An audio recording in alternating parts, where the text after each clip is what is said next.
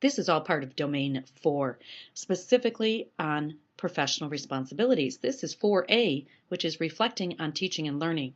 One small piece of that is when a teacher, after a lesson, that they make an accurate assessment of the effectiveness of that lesson and did it meet the objectives?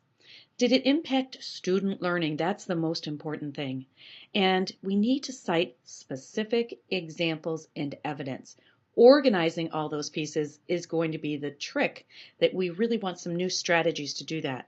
Instead of making a file folder for every single lesson and putting evidence of student work in there, we want to go ahead and automate some of these things and move it online whenever possible. Welcome to Reflecting on Teaching and Learning. This is 4A, part 1 of 3. We're going to be focusing on Google Drive. It used to be called Google Docs, but now it's called Google Drive, and that's what the icon looks like. Google Drive is a revolutionary concept that all of your devices can talk to the cloud being your Google Drive. And so you can create documents on virtually any device, and it all can be synced on your Google Drive. That's the essence of Google Drive. And to get to Google Drive, you need to have a Gmail account. That's your ticket into Google. So your Gmail account, once you log in, go to Google, and in the upper right-hand corner says log in. Make sure you log out if you're on a public computer. So go ahead and log in.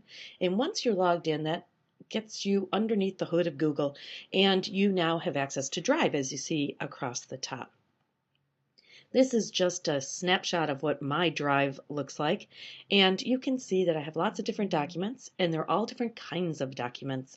I have some word processing, some spreadsheet, presentations, and the most important concept, the greatest concept in Google Drive is you can make your documents private or you can share them with others. That's really the kind of the sticky part that makes it so interesting.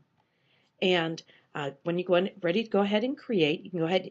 Google gives you 5 gigs of information. Oh, I guess I need to take out my trash. They give you 5 gigs of storage space. That's like having a 5 gig flash drive, but instead of you having to worry if you have the flash drive with you or if you left it at home, you have it in the cloud or on Google Drive. And again, all your devices can access this. There's a fantastic app that I access using my iPad and my iPhone. So one of the nice new features is the Enable Folder Upload, where you can now upload an entire folder, not just documents. You can just do the whole thing at once, which is great. Here are the things that we can do as of today, and constantly making changes, and which is so exciting. I use the forms, the Google Forms, extensively, and you'll be having another tutorial on that in another part of our modules. So you'll see all different things that you can go ahead and create. The other thing you can do is you can upload. The little button next to the create is the upload. So let's say you've already started to work a document in a word processing program. You can just go ahead and upload it here, work on it with Google Drive, share it with others, collaborate, and then you can always share it in a different file format. In addition to making your own starting from scratch, there's an entire template gallery, and you can search through here. It is truly incredible. One thing that is very interesting collection on the sidebar is the wedding collection. If you're planning a wedding, Google Docs is the way to go. There's students and teachers. We have our own section, so you can go ahead in there and search. I always suggest searching for templates before you start from scratch. Okay, you can also comment, which is really nice. Let's say you have a school improvement document. You don't really want everybody mucking in it, but you want feedback. You can go ahead and put the document and share the document, but when you share it, you can make it that they can't edit, but they can comment, which is really interesting. Great way to engage students if you're working with a document. Every single document has its own sharing settings. So you can share or not to share. It's all up to you. And I am the owner of this document, but I can go ahead and share it with people either by sharing the link across the top, copy and paste it, or I can go ahead and add people's email addresses, which it just depends how you want to go ahead and do it. And make it public, make it private, whatever you want to do. All the changes are under the share settings. This is just one of the file menus, so you can go ahead and see different things. But the great part is I can see the revision history. So let's say I want to do this with literature circles with students, and I ask them before next Tuesday, please comment 3 times. I see the history right there. And I always have a squirrel in one of my sessions that thinks, oh, if I delete the entire document, none of us have homework.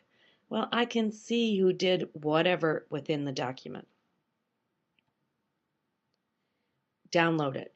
You can download it in all different file formats. Whatever you need, there it is. You can go ahead and download it and save it to wherever you'd like to share it. All right, now this is new for me. The images. I knew that you could insert images, but I knew you could insert, see on the left, from my albums. These are my albums that I've made in Picasa. Picasa is Google's manager of images. But new to me was the search feature. We'll talk about that. I also, again, new to me, you can go ahead and take a snapshot. It scared me. All of a sudden, it asked to access my webcam, which I kind of wasn't paying attention. Click, and all of a sudden, there's my face. Obviously, I left that out for you. Don't need to see that.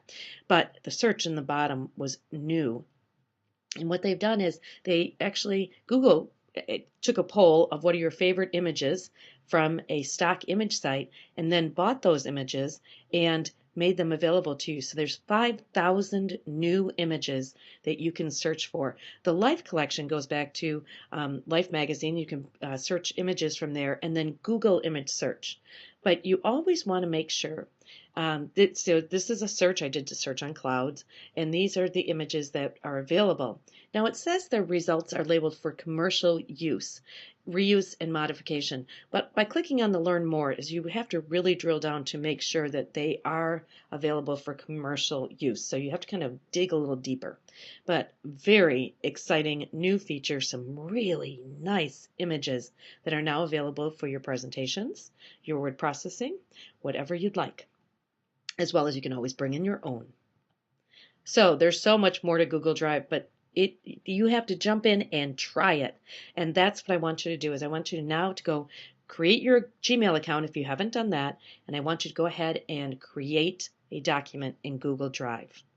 Thanks.